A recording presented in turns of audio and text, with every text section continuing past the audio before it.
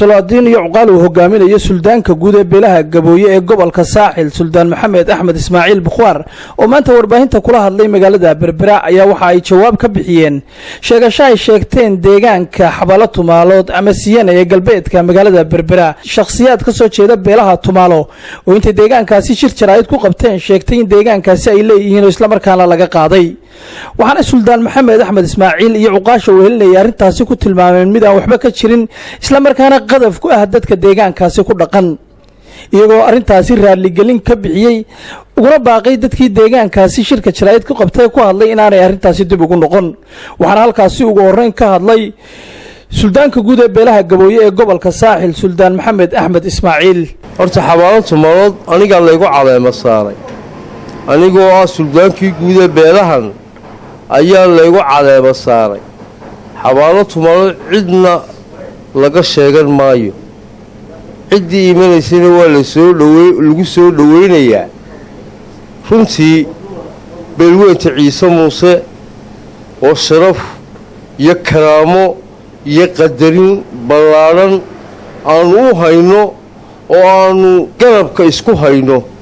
oo haddii eebba idankeeda leeyahay taageeradan ku qabna ilaahay og yahay siday noo garab taagan yihiin siday noola shaqaynayaan iminka waxaa la soo magaxtaa meel maxaa u dambeeyey iminka sheekh ishii ugu geeraayee nimco yaasiin sidii loo taageerayey ee ciise muuse ay u garab taagnaayeen ee lagu hiilinayay inantaa adeega waa arkayseen ciise muuse run ahaantii waa gob weeye sharafna waanu u haynaa runtii hadalkaa ka soo baxay raggii halkaa ka hadlayay nin ka mid ah uu lahaa ciise muuse hareeraha naga soo galay daadan ciise muuse iyagaa meesha deganaa deegaankana iyagaa runtiis leh waanu la leenahay cid meesha loo diidan yahayna ma jirto laakiin waajibku wuxuu ahaa intaad saxaafadaad ku horraynin siyaabo kale wax laysku weydiiya laysugu yimaadaaye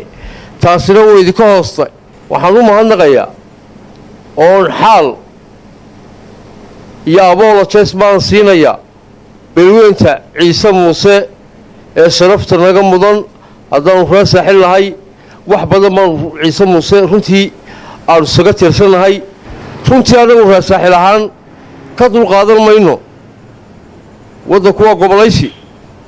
marooda jeex iyo tog dheer dee in saaxil lagaga soo duulo annagu ka dulqaadan mayno gobol baanu nahay intuu gobolku xukumaba annagaa xukunna hadday madax dhaqameedka noqoto dee in gobollada laysku ixtiraamo ninku hadduu wax doonaya inuu gobolkiisa ka soo bilaabo dee ayaa qurux badan ninku markuu wax doonayo cidduu la degan yahay dee ha ka soo bilaabo ciise muuse dadka sida qaar maaha waa reer ilbaxa waa reer xeebta degan waa reer haddii eebadikeeda leeyahay horumarku dee xeebuhu yaallaaye waa reer maasha allahe weeye marka waxa weeye hadallada laga xumaanayo ee xanafta leh ee miidhiyaha laysku maranayo laleeyahay ciise muuse na hareereeyey aad iyo aad baan uga xumahay runtii aad iyo aad ayaan uga xumahay walow nimankaa halkaa ka hadlay ay baryahan ba lahaayeen nimankaa shaqo iskuma lihin haddana dadkani waa isku magacun dadkani waa xididlo waa xigaalun marka halkan waxaan uga mahadnaqayaa ciise muuse weyne gaar ahaan beelweynta reer wacays oo xabaalo tumaalo degan oo nagu soo dhowaysay oo haddii eebba idankeeda leeyahay si goobanimaa noola shaqaysa oo nagu caleemo saaray oo caanihii nagu shubay anigu afhayeen ahaan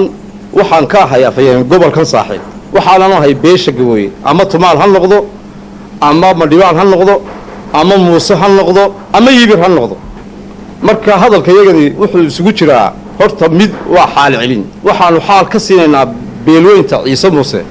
hadalkii ka soo baxay qoladii miidiyaha ku duubtay xabaalo tumaalood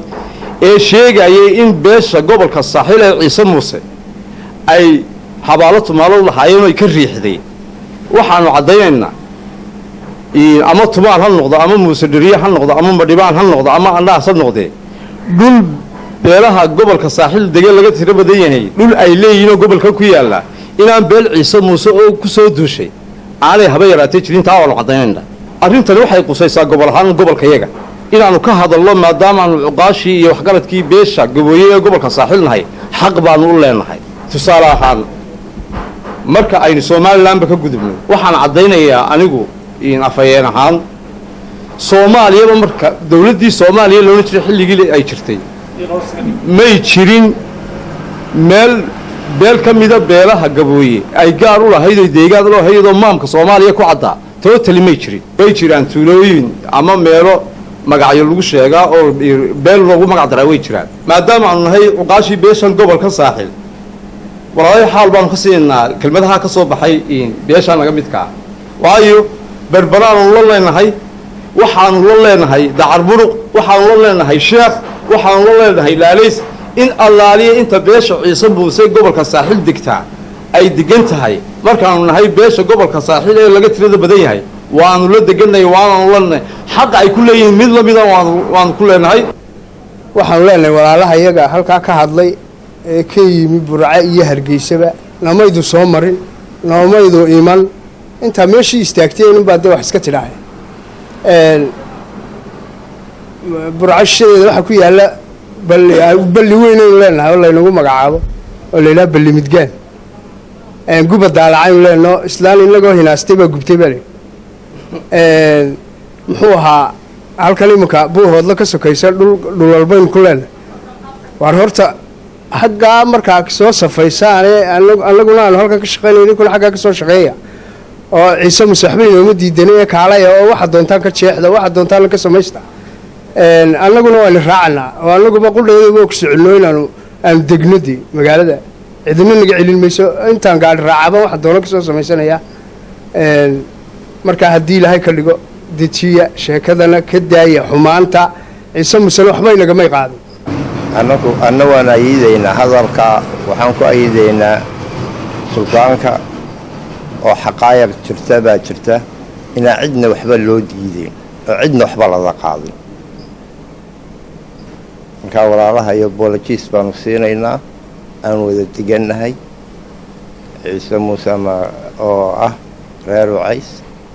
aad baan idiin raali gelinaynaa maxamed cabdilaahi soo fadhiiste star t v magaalada berbera.